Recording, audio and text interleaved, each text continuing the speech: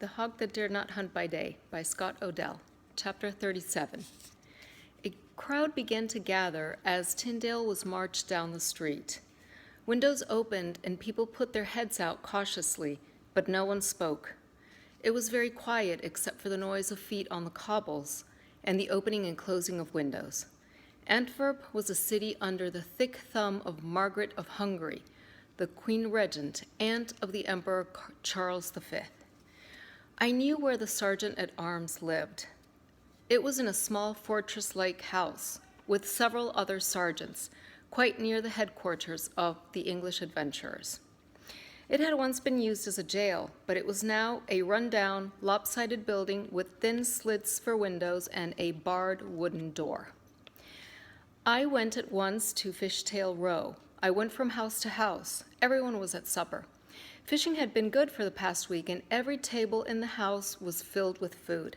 I had no special friends among the fishermen, but Tyndale knew them all by their first names, had given them food and money when he had it to give.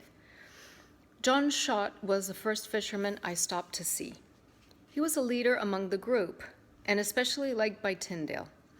Shott was sitting in front of an immense bowl of fish stew, a large wooden spoon in one hand and a chunk of bread in the other.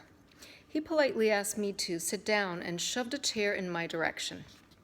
He had 5 children and a wife, and they all had big bowls of stew in front of them. Perspiring from the hot soup, happy and flushed, no one stopped eating or looked up. I thanked Shott for his kindness, but did not sit down. In a few words, I told him of Tyndale's plight.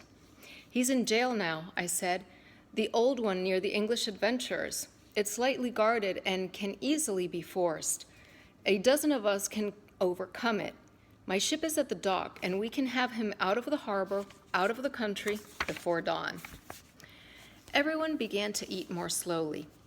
Shott stopped eating first. He looked at me as if I were a sergeant who had come to make an arrest. "I have a family," he said, making a gesture to everyone into the fold. "I can't risk my life in such a scheme. Ask Ward. He lives next door. He is without family and responsibilities." He picked up his spoon and began to eat. Leaving the Shottses, I went next door to see Ward, who was at a long bench with 3 other men. They were eating fish they had caught that day and were throwing the heads on the floor for 3 gray cats. They were all husky young men and, like Shott, friends of Tyndale. They all gave me the same excuse.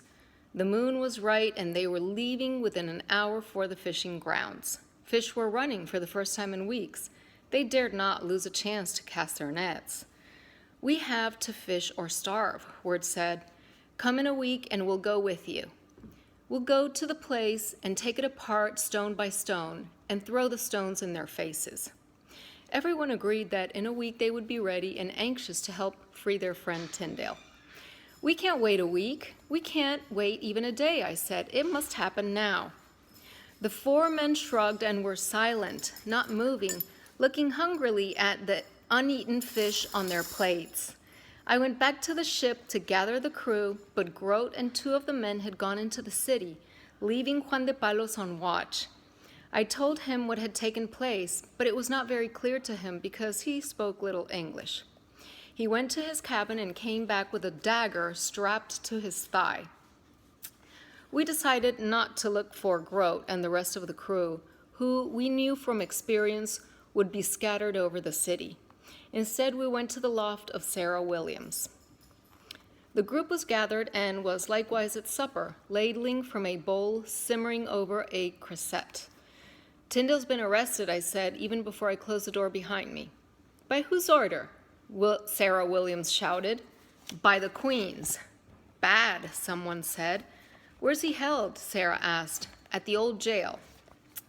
She dropped her spoon in the pot, disappeared for a moment, and came back with a harvesting scythe in her hand. Others got up and left and came back with weapons of various kinds. Even a young woman with a child carried out a heavy-handled fisherman's hook. There were 11 of us altogether as we came close upon the jail, one being Ed Grote, whom we picked up on the way. We gathered under a tree in the dark within sight of one of the one lantern burning at the door of the jail. "This is what we'll do. Listen carefully," I said. "You are to stay here and say nothing and do not move about. I'll go on out to the jail. I'll tell the sergeant that I have come with Tyndale's coat, which will be the one that I am presently wearing. There will be at least 6 men guarding the jail. I happen to know this. I know it because, upon 2 occasions, I have had to bail out Juan de Palos for being so pugnacious. There'll be 6 of them. I'll give the head sergeant 7 gold sovereigns to share among his friends. If luck is with us, he'll take me to the cell. I'll hand over my coat and tell Tyndale our plan in a few words. It shouldn't take more than 3 minutes to do this, once I am inside the jail. Keep track of the time, Juan de Palos, you being a good keeper of time. And when the door opens to let me out and light shines in on the street, walk in. All of you, without words or cries or undue noise." "The gold sovereigns will do the trick," Juan de Palos said. "They are important," I said. I took them out of my doublet and gave them a good polishing on my sleeve, of the utmost. At my knock, an older sergeant, with more braid on his shoulders than those who had seized Tyndale, opened the massive door. I quietly slipped inside and held out the cloak at the same time that I showed him the gold sovereigns. We were alone. At least I saw no one else in the room, which was poorly finished and had 2 old dogs lying beside a fire, flickering under an iron kettle. The sergeant took me a short way to a door that had a lock but was not locked, and handed over the coat to Tyndale, who, as he looked at me, seemed much calmer than I was. "Your friends are outside," I told him casually in English. "Ed Grote, Juan de Palos, and 8 of the dissenters, all armed. You are to follow us, the guard and me, when we leave, and slip into the street when the door is opened. The ship is at the dock, ready."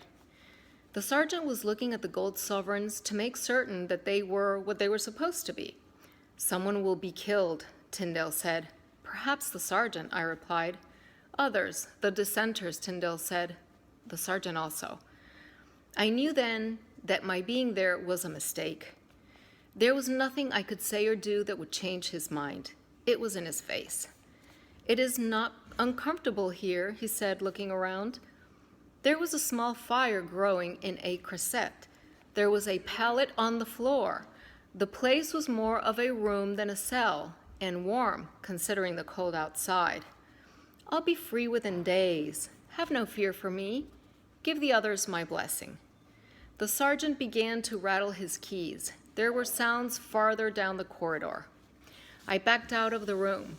"Keep my cloak," I said to Tyndale, tossing it to him. The sergeant and I walked down the corridor. "I may want to come back again with more clothes," I said, giving him another sovereign. "Right now, I wish you would let me out a side door, a back door, any door but the front door. There are those in the street who would like to do me a disfavor." The sergeant led me to a back passage, and I circled the jail and came up behind the company concealed among the trees, waiting for the doors to open. With few words, we broke up, there being night guards on the street, and made our way, one by one, quickly homeward. End of chapter 37.